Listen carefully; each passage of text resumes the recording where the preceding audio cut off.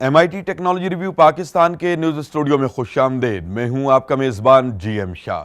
News round up का आगाज करते हैं।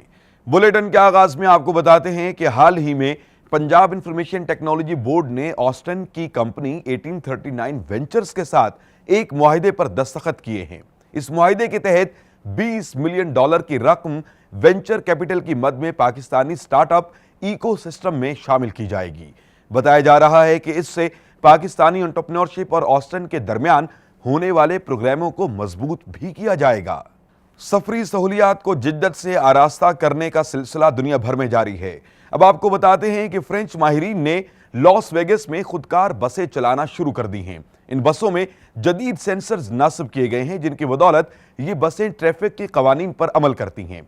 फिलहाल इन बसों का रूट 0.6 मील तक रखा गया है। बताया जा रहा है कि ये एक पायलट प्रोजेक्ट है, जिसका बाकायदा आगाज जल्द कर दिया जाएगा। और अब बुलेटिन के आखिर में कुछ बात सेहत के शोबे से हो जाए।